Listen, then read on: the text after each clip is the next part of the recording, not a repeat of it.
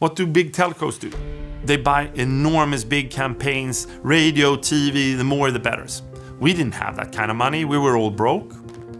So how do you build a network service like this? Because let's be honest, in the beginning, there's no users on the product, so there's no benefit of having it because you can't call anyone. So we said, okay, what happens if we make a small pop-up button after a good call?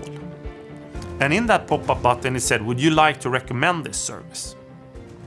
And if you clicked yes, we went in, we opened your Outlook, and then we sent a mail to all of your contacts saying, hi, I'm Jonas Kjellberg. I would like to call you for free. This is my Skype username. Please connect and call with me.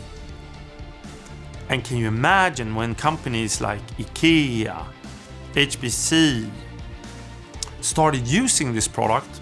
We sent quite a lot of mails. So in the beginning, we had zero cost of marketing. It actually was so successful, so it actually over time became viral, so we had to stop this email perspective because otherwise it would clog all the email services.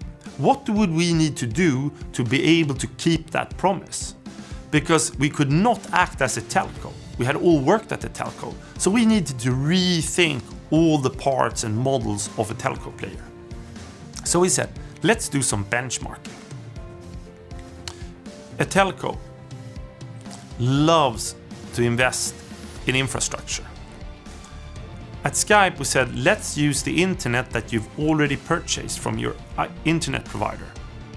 And in that sense, we found our first zero. We did not have cost for broadband. Second part,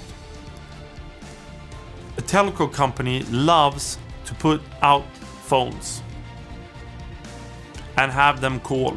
And we said, let's use the processing power in your computer to code the calls and transmit it.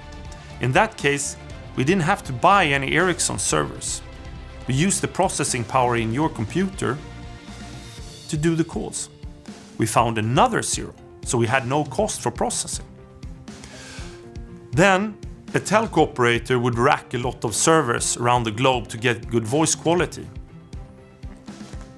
And we said, okay, how do we solve this?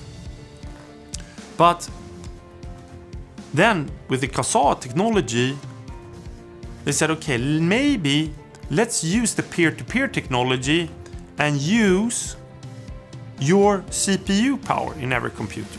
Then, by now I ran a couple of telcos and I knew that the cost of customer service could stand for 20-30%.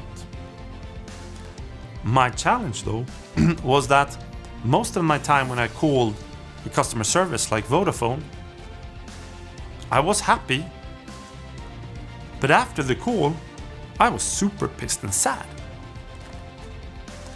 And I spoke with all the other colleagues and everyone had the same experience. You're happy, you call customer service and then you're super pissed. And if that's the case, there's a negative delta by having a bad customer service. So we said, let's make it impossible to call Skype. Let's take away our phone numbers from our business cards. Let's just make it impossible to call us.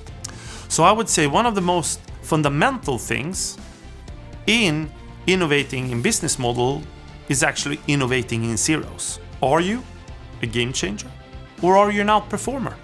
Let's be honest, most companies in the world are outperformers. You work harder, you have the same business model, you do the same thing as your competitors, you do a bit better, and you're successful making money. It's 100% fine to be an outperformer. But if you adapt and become a game changer and rethink and innovate in zeros, you can create a company that is beyond things.